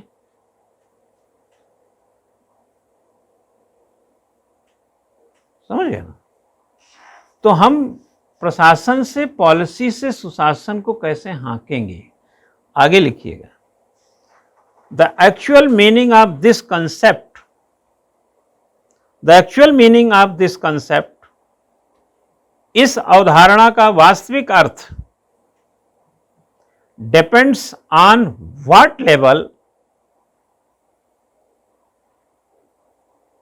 Depends on what level of governance, इस बात पर निर्भर करता है कि वी आर टॉकिंग अबाउट, कि हम किस स्तर के शासन की बात कर रहे हैं। Governance we are talking about, बस यहीं तक लिखिए। सेंटेंस सही नहीं बना गया? हाँ, सेंटेंस सही नहीं बना गया। Level of governance, what level of governance we are talking about, यानी हम किस लेवल के गवर्नेंस की बात कर रहे हैं। अंग्रेजी में थोड़ा उल्टा पुल्टा बनता है यार, हिंदी की तरह चलता नहीं है। इस बात पर निर्भर करता है कि हम किस स्तर के शासन की बात कर रहे हैं। आगे लिखिए। What goal are to be achieve, what goals are to be achieve, कौन से लक्ष्य प्राप्त किए जाने हैं। लिख रहे हो नहीं दोनों लोग? कौन से लक्ष्य प्राप्त किए जाने हैं। आपको पता भी तो है कि आपका अचीवमेंट क्या है, आपका लक्ष्य क्या होगा, गोल क्या होगा, क्या अचीव करने निकलने हैं। आगे and what method are being followed, what methods are being followed, और किस तरीके का अनुसरण किया जा रहा है। ठीक है ना। आप आईएएस बनने आए हैं, आप गोल कैसे अचीव करेंगे, क्या कर रहे हैं, ये सब चीज होगा तभी तो फिर बाहर आएगी। पब्लिक पॉलिसी कैसे बन रही है, एडमिनिस्ट्रेशन किस मेथड पे, हमने अभी क्या बोला, हमारे देश की शिक्षा पद्धति, हमारी शिक्षा पद्धति किस मेथड पे काम कर रही है, नौकरी लेने के मेथड पे। तो फिर पर्सनालिटी कहां रहेगी। गांधी जी जब पढ़ने गए थे लंदन में तो क्या करने गए थे। सरदार पटेल हो, गांधी जी हो, नेहरू जी हो, और भी सुभाष चंद्र बोस ले लीजिए, और भी नेताजी वगैरह के अलावा और भी जो लोग थे।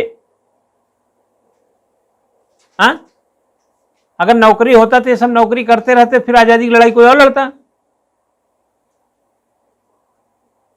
व्यक्तित्व विकास, अंबेडकर इतनी डिग्री लिए और लड़ गए क्योंकि वो नौकरी के लिए पढ़े ही नहीं। और हम लोग क्या करते हैं, नौकरी के लिए पढ़ते हैं, पर्सनालिटी के लिए पढ़ते ही नहीं। तो आप डिसाइड तो कर लो। ये जो आगे आगे the concept has long determinated कर दो, the concept has long determinated political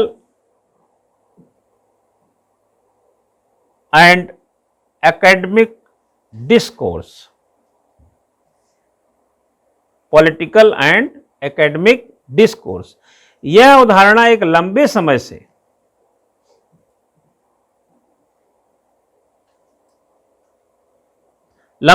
से राजनीतिक एवं शैक्षणिक दोनों ही प्रकार की चर्चाओं में छाई रही है।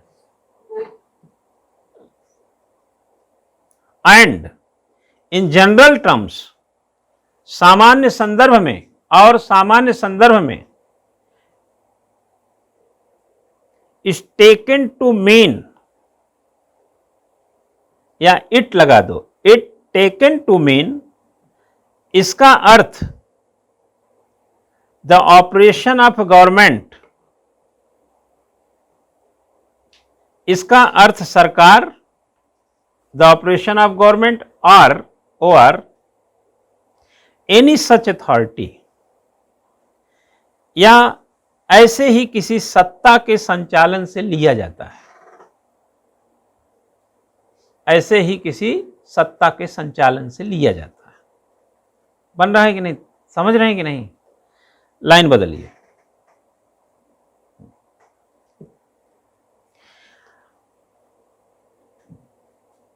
अंडर द गवर्नेंस कर लीजिए चाहे, या अंडर गवर्नेंस ही ठीक वर्ड है। अभिशासन के अंतर्गत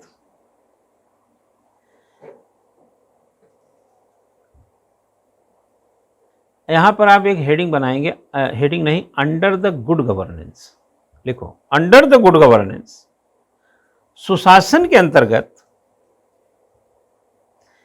there is an interaction between the formal institutions,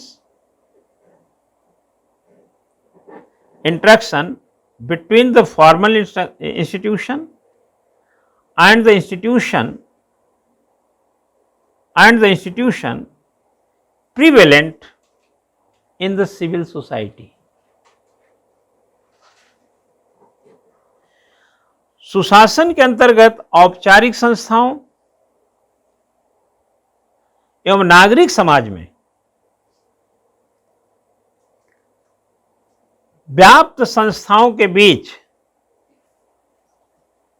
आपसी कार्य व्यवहार निहित होता है। सिविल सोसाइटी एंड फॉर्मल जो इंस्टीट्यूशन है के बीच में एक्टिविटी रहती है। ठीक है, अन्ना हजारे का था ना, अन्ना हजारे क्या थे? एक प्रकार सिविल सोसाइटी थे, और जो गवर्नमेंट थी उस समय वो गवर्नमेंट थी। दोनों के बीच में बात हुआ। लोकपाल का जो बिल आया था ना, वो उसी कोऑर्डिनेशन का नतीजा है। That is a good governance. यार, आप कान में तेल डाल के इसलिए सो सकते हैं कि आपकी सेहत पे कोई फर्क नहीं पड़ेगा, लेकिन जिसकी नींद हराम हो गई है वो आपको सोने नहीं देगा। जो सोने नहीं दे रहा है वो सिविल सोसाइटी है, और जो कान में तेल डाल के सो रहा है वो सत्ता है। तो सत्ता तो हो सकता है कि उसको समझ ही ना हो उसकी। अरे वो क्या जाने पीर पराई, जिसके पैर न फटी बिवाई। हाँ, जो दवा की तलाश में है उससे पूछो कि दर्द क्या होता है। नसीहत देने वाले तो चौराहे पर 4 ठू मिल ही जाएंगे। दर्द का हाल पूछो तो बेचैनी तो उसको है, और इस बेचैनी से निजात पाने का आसपास का वातावरण चाहिए, और आप कान में तेल डाल के सो रहे हैं तो सोने नहीं देगा। सिविल सोसाइटी सरकार को सोने नहीं देती। अन्ना हजारे ने सरकार को सोने नहीं दिया। बोले, हे सरकार, प्रभु 1968 से आप ये यात्रा लेके चले हैं लोकपाल का, अरे कभी इसको मूर्त रूप भी देंगे प्रभु। भ्रष्टाचार से देश खचाखच भरा है और आप तेल डाल के कान में सो रहे हैं। लाओ लोकपाल बिल। 2013 में आप देखे होंगे, 12-13 में जिस तरह से 11 से चल रहा था, लोकपाल बिल आया, 13 में आया लोकपाल बिल। जैसा भी आया किस वजह? Civil society and governance. Governance is a formal body, civil society सभ्य समाज, अनौपचारिक समूह समझ लीजिए, इन दोनों का कोरिलेशन। क्योंकि दर्द किसको हुआ है? जो करप्शन का शिकार है। दर्द किसको है? जिसको चोट लगी है। आप तो कान में तेल डाल के सो ही सकते हैं। निर्भया केस में दर्द किसको था? जनता को। ये क्या हो रहा है?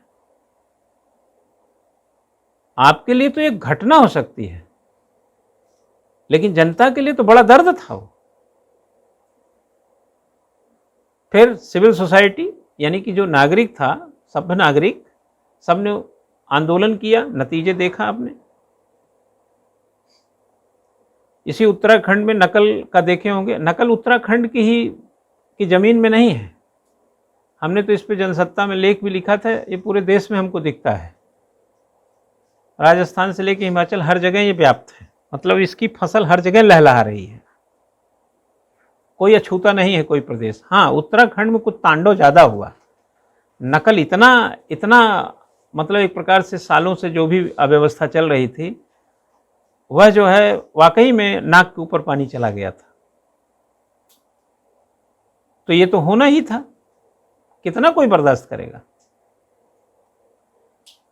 तो फिर सरकार जो सो रही थी, कान में जूं रेंगी कि नहीं? हल्ला गुल्ला करने से यही तो फर्क पड़ता है। तो क्या बोला यहां पर?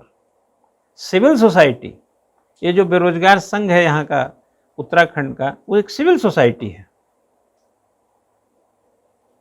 जो हक की लड़ाई के लिए अपना काम कर रहा है। सरकार उसके हकों को ध्यान में रखती रहे, न काहू से दोस्ती न काहू से बैर। पैसा लेकर, नकल कराकर, ये संस्था वो संस्था ऐसे चलता रहेगा तो दर्द हो जाएगा ना भाई। और दर्द में आदमी सोने नहीं देता है। घर में एक आदमी को दर्द हो, पेट में जोर जोर से चिल्लाता है, अरे माई रे, अरे बाप रे, बहुत मरोड़ उठ रहा है पेट में। आप सो के दिखाइए, सोने ही नहीं देगा। दर्द सोने नहीं देता है, बेचैन रखता है। तो सिविल सोसाइटी अगर समझदार है तो सोने नहीं देगा आपको। और सरकार सोने के लिए नहीं बनी होती है। सरकार सोने की बनी जरूर होती है, लेकिन सोने के लिए नहीं बनी होती है। जनता का एक एक मोतियों से एक विहंगम दृश्य बनता है, जो उसी से सरकार बनती है। और उसका लक्ष्य है कुछ, और लक्ष्य क्या है? Good governance. और गुड गवर्नेंस आपने लक्ष्य बनाया, लेकिन दर्द तो हमको है।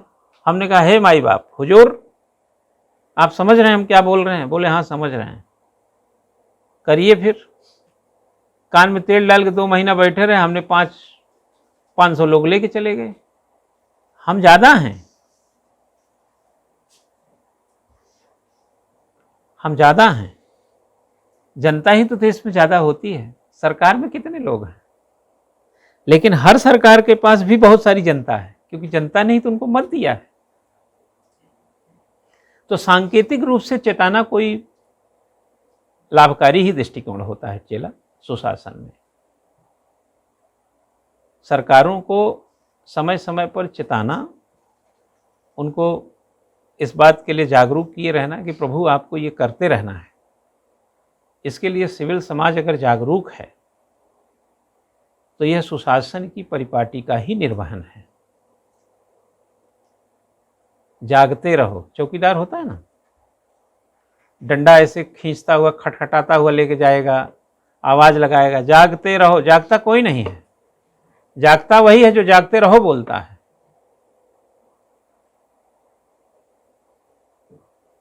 तो थोड़ा सजग रहो। चौकीदार जो आवाज़ लगाता है, जागते रहो, एक इंडिकेशन है उन चोरों के लिए कि तुम इस मोहल्ले में घुसना मत। अकेले हम लालटेन लेकर, कंबल कंधे पर रखकर, लाठी लेकर, पूरे ये 150-200 जो घर हैं, इसकी सुरक्षा की जिम्मेदारी हमारे पास है। जागते रहो। 2 बजे रात चिल्लाता है और 2 बजे रात सब गहरी नींद में होते हैं सिवाय उसके। लेकिन जो चोर जुगाड़ में है चोरी करने के लिए, उसको चौकन्ना करता रहता है। हम तो सोते रहते हैं, हमको तो समझ में नहीं आया कौन जागते रहो क्या बोल के गया, लेकिन उसको चौकन्ना जरूर करता है कि तुम इधर मत आना प्रभु, वरना हाथ पर तोड़ करके तुम्हारे दूसरे हाथ में देख भेज देंगे। उसको चौकन्ना करता रहता है कि तुम इधर मत आना। 4 बजता है भोर में, वो भी अपने घर चला जाता है, जाके सोता है। अब जनता जाग चुकी है, तो जब जनता जागती है तब वो सोने जाता है। और जागने के टाइम में सोता है, सोने के टाइम में जगता है। ऐसी ही सुरक्षा चलती है। तो सरकार का मतलब 24 घंटे, प्रशासन का मतलब 24 घंटे, पॉलिसी का मतलब 24 घंटे, पब्लिक एडमिनिस्ट्रेशन का मतलब 24 घंटे। आप लोग भी IAS PCS की तैयारी कर रहे हैं, मतलब 24 घंटे। आज आपको 2-4 घंटा पढ़ने में बड़ी तकलीफ है। हाँ, हम कहते हैं 8 कर लो, 8 पढ़ो, 8 खाओ, 8 सो, 24 घंटा हो गया। हाँ, 8 को 16 घंटा खाने में लगाने के चक्कर में है, लेकिन 8 घंटा पढ़ने के बजाय आप सोचते किसी तरह, है ना, निपटारा हो जाए यहाँ वहाँ का। और 24 घंटे की नौकरी की तैयारी में है और 8 घंटे की पढ़ाई करना नहीं चाहेंगे। नौकरी 24 घंटे की है सर, इतना ध्यान रखिएगा। रात को 1 बजे भी जाना पड़ सकता है। ऊई ऊई करके वहीं रजाई मुंह डाल के काम नहीं चलेगा। जनता कूद डालेगी और आप लोगों के टाइम में तो बहुत स्थिति खराब रहेगी। हाँ, कहा चला उठा, रेलवे स्टेशन पर दुर्घटना, यहाँ सो रहे हो, DM वहाँ 1:30 बजे रात मिलेगा, नहीं मिलेगा तो सवेरे यहाँ दिखेगा नहीं। कहाँ, जिले में। तब 24 घंटे की नौकरी। देखते नहीं SSP वगैरह कभी गश्त लगाते रहते हैं। हाँ, IPS अफसर है जो है, SSP जो जिले का है, वो रात को 2 बजे पदला आराघर चौक पे खड़ा है। हाँ, किसी चौकी में गया है, कहाँ गई नींद उनकी? उनको मालूम है कि अगर रात में हम जगेंगे नहीं तो सवेरे रहेंगे नहीं। जनता रहने नहीं देती यार, सब जनता की व्यवस्था है चेला। पब्लिक एडमिनिस्ट्रेशन बोला ना, पब्लिक पहले, अब पब्लिक पॉलिसी, पॉलिसी भी पब्लिक की, एडमिनिस्ट्रेशन भी पब्लिक की। तो ताना बाना में कौन? Public.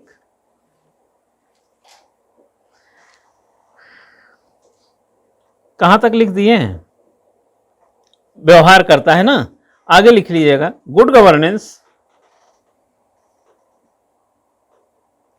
refers to a process through which the elements within the society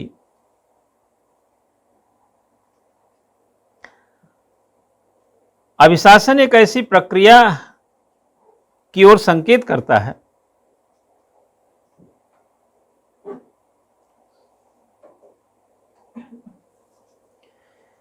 जिसके माध्यम से within the society exercise power, ऐसा लिखें, सोसाइटी, आगे लिखें exercise power, comma, authority and influence and implement policies and decision related to public. अभिशासन एक ऐसी प्रक्रिया की ओर संकेत करता है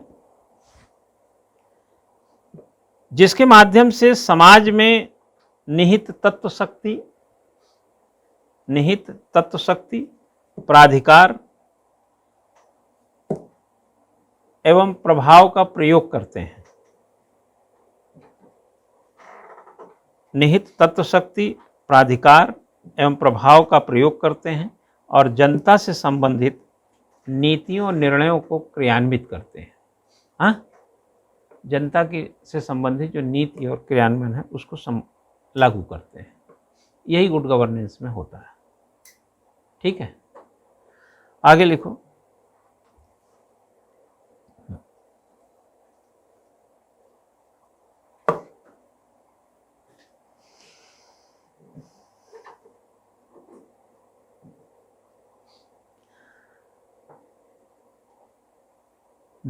इन दिस, इस तरह, इन दिस वे कर लो, इस तरह, the collective meaning of all the concepts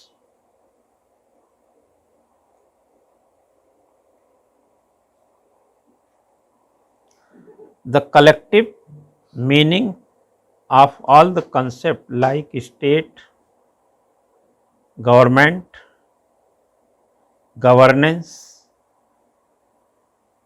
देखो, like state, government, governance and good governance is not contained,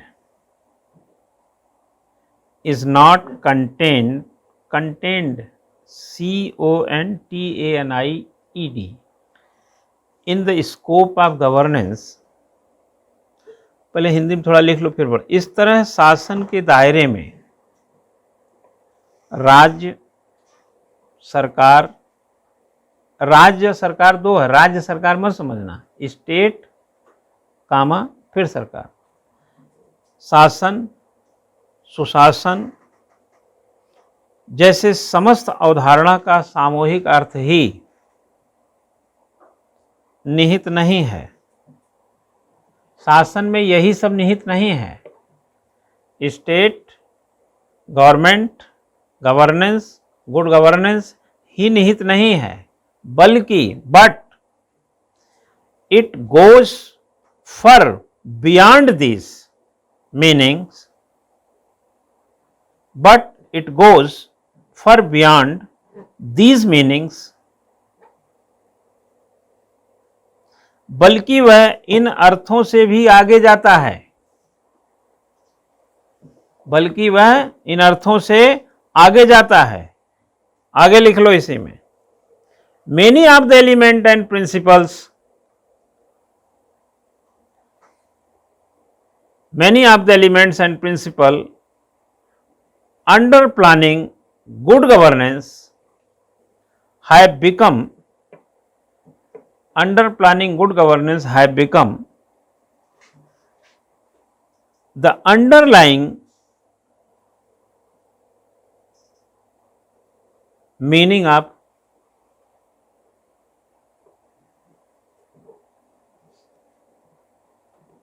good governance,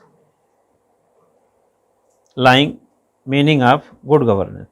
अच्छी सरकार को रेखांकित करने वाले, सुशासन को आप अच्छी सरकार भी बोल सकते हैं, अच्छी सरकार को रेखांकित करने वाले अनेक तत्व और सिद्धांत सुशासन के अंतर्गत निहित,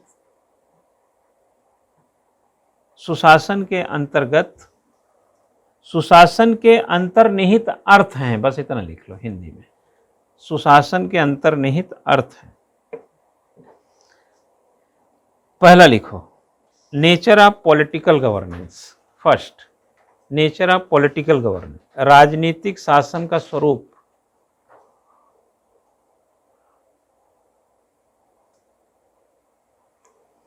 दूसरा, the process through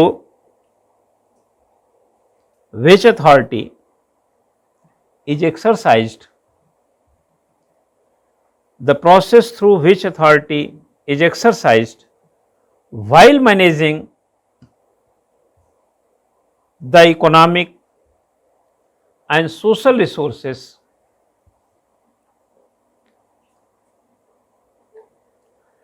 the economic and social resources of a country for development। वह प्रक्रिया जिसके माध्यम से विकास हेतु, वह प्रक्रिया जिसके माध्यम से विकास हेतु किसी देश के आर्थिक एवं सामाजिक संसाधनों का प्रबंधन करते हुए प्राधिकार का प्रयोग किया जाता है। सुशासन के हम आपको 3 पहलू बता रहे हैं। एक तो हमारा है पॉलिटिकल, जो हमारा गवर्नेंस है। पॉलिटिकल गवर्नेंस कौन हुआ? मोदी जी,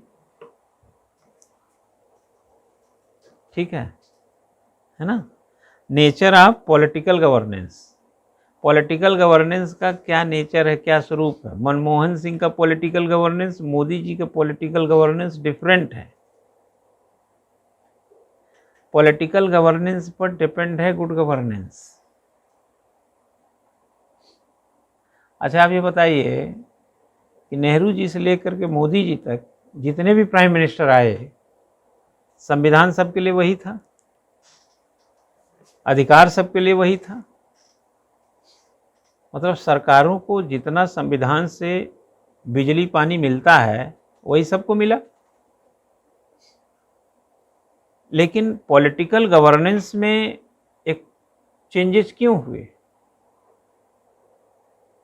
मोदी जी की सत्ता, मनमोहन जी की सत्ता, वाजपेयी जी की सत्ता, और भी गुजराल जी ले लीजिए, देवगौड़ा ले लीजिए, नरसिम्हा राव जी हैं, बीपी सिंह, चंद्रशेखर, उधर राजीव गांधी, इंदिरा गांधी, और भी नेहरू तक चले जाइए। इन सब का जो पॉलिटिकल गवर्नेंस था वो डिफरेंट क्यों? जबकि संविधान से बिजली पानी हवा सब एक जैसी थी, ताकत वही मिली संविधान से, सब बराबर, फिर ये अलग अलग क्यों? हमने कहा नेचर ऑफ पॉलिटिकल गवर्नेंस, और मैं अगर यहां पर बोल दूं कि नेचर ऑफ पॉलिटिकल पर्सनालिटी, क्या डिफरेंस था? Political of nature of political personality, राजनीतिक व्यक्तित्व के अंतर से गवर्नेंस, गुड गवर्नेंस बदल जाता है। हम इस क्लास में पढ़ा रहे हैं, यही गवर्नेंस पढ़ाने वाला कोई दूसरा शिक्षक आएगा, दूसरे तरह समझाने लगेगा। कारण पर्सनालिटी चेंज हो जाती है। तो जो सरकारें काम करती हैं वो पावर वही रहती है, लेकिन पॉलिटिकल जो उनका पर्सनालिटी है वो डिफरेंट हो जाता है। अगर रास्ते में कोई दयालु व्यक्ति मिल जाए रात को 11 बजे आपको, तो आपकी सुरक्षा तय है, वो भी एक पर्सनालिटी है। लेकिन कोई नुकसान करने वाला व्यक्ति मिल गया तो आदमी की संपूर्णता से वो बाहर नहीं है, लेकिन नेचर से डिफरेंट है, नुकसान कर सकता है। रात दोनों के लिए वैसी ही थी, समय भी सब कुछ वैसा ही था, इंसान की पूर्णता में भी कोई कमी नहीं थी। नेचर बदलने से एक ने फायदा कर दिया, दूसरे ने नुकसान कर दिया। तो nature of political governance depends on nature of political personality. और नेचर ऑफ पॉलिटिकल गवर्नेंस से क्या होगा? Good governance through nature of political governance, political personality. जैसी सरकार होगी वैसा गुड गवर्नेंस होगा। यानी गुड गवर्नेंस का तो अपना एक डिफिनीशन है, बट वो अपने ढंग से इंटरप्रिटेशन करेंगे कि ये गुड गवर्नेंस। इसलिए इस देश में, या चलो दूसरे देश में चलते हैं, यहां बात करते हैं तो थोड़ा अजीब ही लग जाता है कभी कभी। चलो दूसरे देश में, जैसे अमेरिका में चलते हैं। अभी हम मोदी जी की बुराई करेंगे तो आपको बुरा लग जाएगा, और मोदी जी की अच्छाई हम कह नहीं सकते, क्यों? सरकार है, हम अच्छा क्यों कहें? हाँ, सरकार का मतलब ही अच्छा होता है। वो आपने वो देखा है कि नहीं, एक कहानी अंग्रेजी में पढ़ते थे कि नहीं? छोटे क्लास में पढ़े होंगे, 8वीं 10वीं में कभी भी, स्नो वाइट वाली। हाँ, स्नो वाइट की कहानी किसने पढ़ी है अंग्रेजी में? गुड। आईने के सामने जाके वो रोज क्या पूछती थी? हाँ, कौन पूछती थी? स्नो वाइट की सौतेली माँ जाके आईने के सामने खड़ी होकर पूछती थी आईने से कि हम में और स्नो वाइट में सबसे सुंदर कौन है। तो बोलती थी क्या, नेचर से, गुण से, जो भी जैसे भी, लेकिन स्नो वाइट सबसे सुंदर है। बात आईना उसी के लिए बोल देता था, रोज पूछती थी आईना वही बोल देता था, तो उसको बुरा लगता था। और स्नो वाइट सीधी सही, और उसकी सौतेली माँ उससे नफरत करती थी, तो वो सोचती थी कि मैं इससे सुंदर हूँ। आईना से पूछती थी, आईना सच बोल देता था, कहती थी नहीं स्नो वाइट सुंदर है। तो एक दिन आईने तोड़ दिया उसने गुस्से में। तो स्नो वाइट सुंदर है, स्नो वाइट को सुंदर कहलवाने की क्या जरूरत है जो सुंदर है। लेकिन स्नो वाइट अगर गलत काम करे तो कहने की जरूरत जरूर है। तो हमारे देश की सत्ता और सरकारें तो खुद ही अच्छी होती हैं, तभी तो आप पाए हैं ये पद।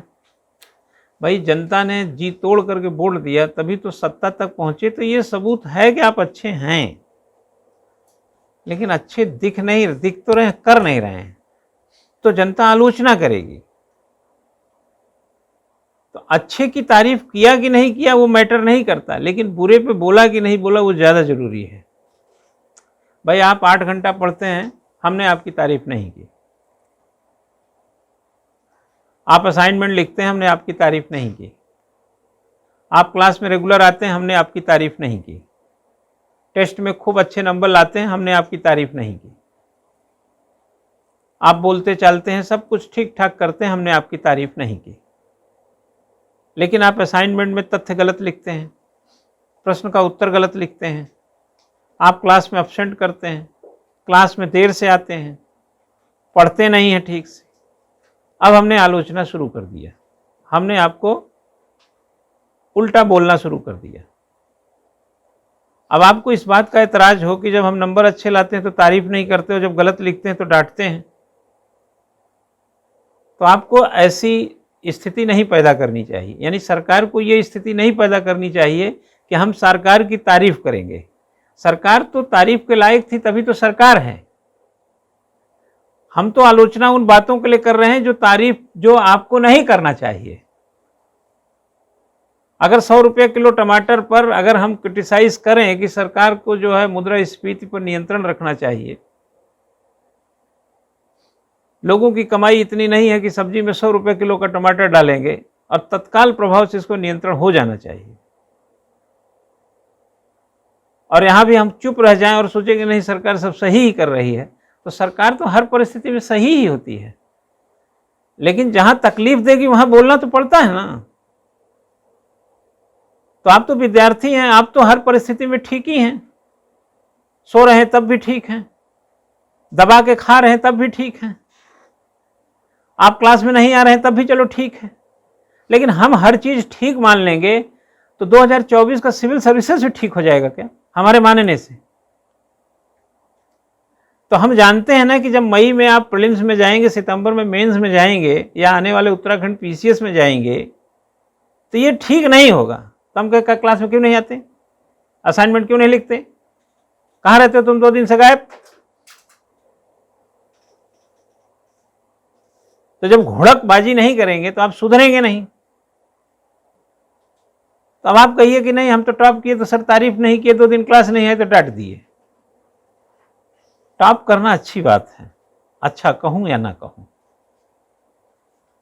लेकिन क्लास में नहीं आना गलत है, इस पे कहना पड़ेगा। ठीक वैसे सरकार स्वयं में अच्छी है, चाहे मैं अच्छी कहूं या ना कहूं, लेकिन 100 रुपये किलो टमाटर बेचेगी तो आलोचना कर देना पड़ेगा। अब आपको बर्दाश्त नहीं है तो हम क्या करें? हमारी भी तो कड़ाही गर्म है टमाटर के बगैर, हम क्या करें? दुख हारता आप हैं, हॉस्पिटल आपका है, होटल आपका है, बांध आपका है, सड़क सुरक्षा आपका है, चिकित्सा आपका है, शिक्षा आपका है, और आप ही हमको वंचित करेंगे तो हम कैसे तारीफ करेंगे? महंगाई भी आपकी है और सस्ता भी आप ही का है, तो हमको सस्ता चाहिए, महंगा नहीं चाहिए। पढ़े तो public to public interpretation different हो जाता है, और पॉलिटिकल पर्सनालिटी के हिसाब से क्या हो जाएगा ये मैं थोड़ी बता रहा हूं यार, वर्ल्ड बैंक बताया है, ये वर्ल्ड बैंक ही बताया है कि nature of political governance. Political governance का क्या नेचर? पार्टियां विचारधारा पे चलती हैं कि नहीं? कौन कौन कॉन्वेंट स्कूल से पढ़ा है इसमें? कोई पढ़ा है कॉन्वेंट से, खालसा से? नहीं। गोवर्धन शिशु मंदिर से, सरकारी स्कूल से?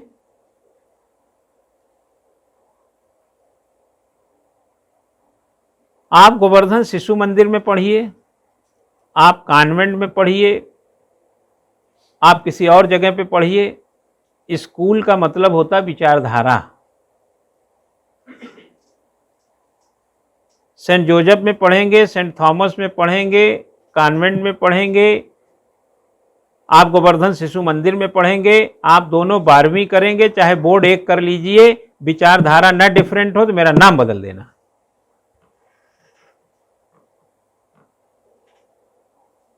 कॉन्वेंट शिशु मंदिर वाला कहेगा पैर छुओ, कहाँ गया राघव, पैर छुओ।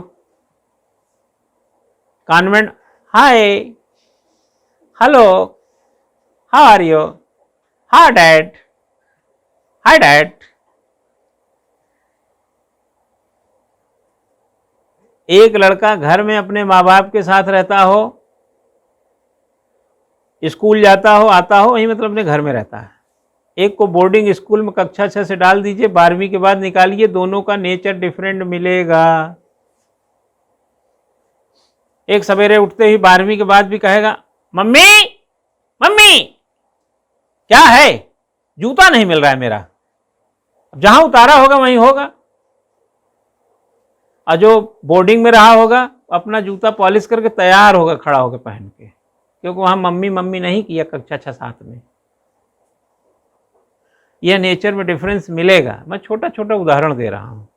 खाना भी जाएगा, खुद सर्व करेगा, खुद लेगा, और यहाँ आप डाइनिंग टेबल बैठ जाए, मम्मी कहाँ गई, सब्जी रोटी चाहिए, कढ़ाई में सब्जी है, डोंगे में रोटी रखी है, लेंगे नहीं क्योंकि आदत नहीं है आपकी। बिना मम्मी काम नहीं चलता है। लेकिन नेचर में ये तो हो गया सॉफ्टिकेटेड काम के पॉइंट ऑफ व्यू से, लेकिन एक हार्ड नेचर भी है। मम्मी अगर 1 महीना घर में नहीं रहेगी तो रह लेगा, लेकिन वो 2 घंटे के लिए गायब हो जाएगी तो परेशान हो जाएगा। बाद में वो लंदन वंदन चला जाएगा, आएगा ही नहीं। और जो मम्मी मम्मी करता रहता है कहेगा हम कहीं नहीं जाएंगे।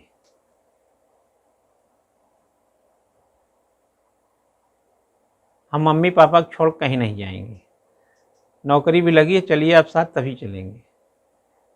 मतलब अपवाद हो सकता है, बट हैं ऐसे, ये नेचर के फर्क होते हैं। तो हमारे यहाँ पॉलिटिकल जो नेचर है वो डिफरेंट होगा तो सत्ता बदल जाएगी। पार्टी जब बदल गई यार, विचारधारा बदल जाती है। क्या बात कर रहे हो? अमेरिका में जो बाइडेन है, जो बाइडेन किससे हैं? डेमोक्रेटिक से, और वो ट्रंप किससे थे? रिपब्लिकन से। रिपब्लिकन की विचारधारा, जो बाइडेन की विचारधारा में आपको अंतर नहीं दिखता है? इसके पहले बराक ओबामा थे, आपको नहीं दिखा? बिल क्लिंटन और वो क्या बोलते हैं जॉर्ज डब्ल्यू बुश की विचारधारा में आपको अंतर नहीं दिखा?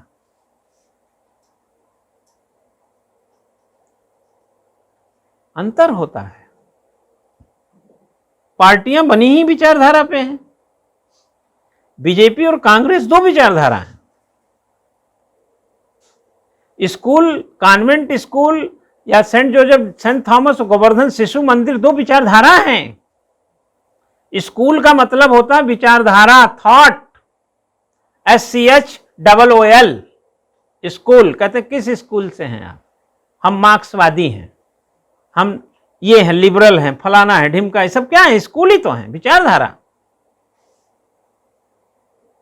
पूंजीवादी और ये वो जो भी समझ लीजिए। ऐसे अरस्तु, प्लेटो, सुकरात सब क्या थे? अपने आप में एक इंस्टीट्यूशन थे, एक विचारधारा ही तो थे। हाब्स, लॉक, रूसो आओगे दूसरे विचार के मिलेंगे।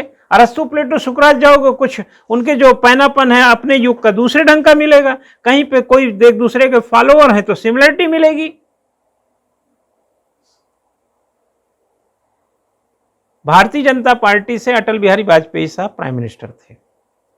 भारतीय जनता पार्टी से ही नरेंद्र मोदी जी प्राइम मिनिस्टर हैं।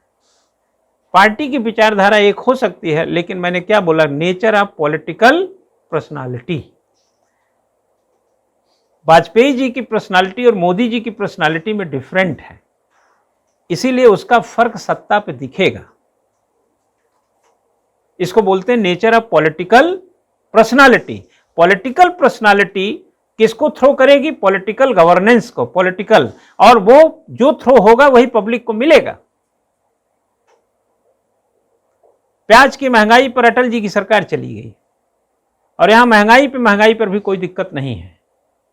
ये पॉलिटिकल अलग से पर्सनालिटी कैसे एलिमेंट्री एक अप्रोच नया डेवलप हुआ।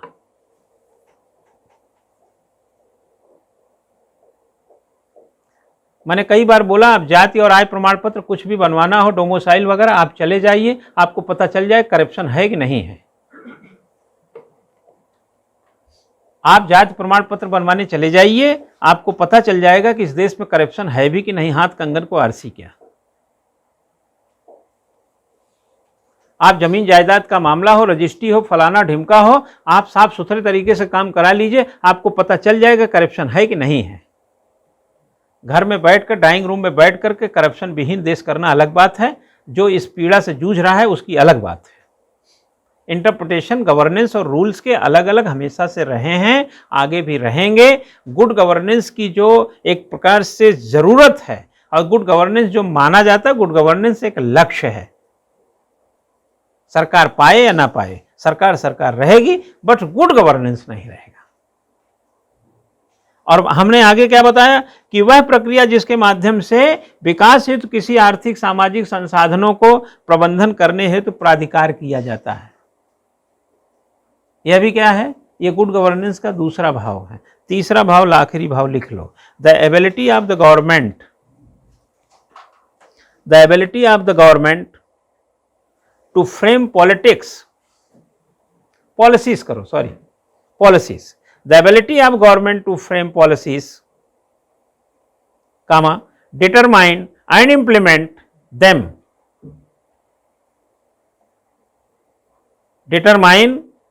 implement them, and discharge functions।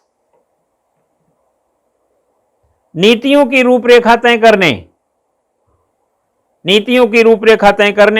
उनके निर्धारण और कार्यान्वयन, एग्जीक्यूशन, फंक्शंस, इंप्लीमेंटेशन कहिए, उनके निर्धारण तथा कार्यान्वयन तथा प्रकारों के निर्वहन में सरकार की क्षमता। यह तीनों चीज क्या किसकी ओर ले जाता है? अगर ये तीनों चीजों को किया जाए तो वर्ल्ड बैंक कहता है ये तीनों को इंक्लूड करो और इस पर खरा उतरो तो गुड गवर्नेंस मिलेगा। Otherwise governance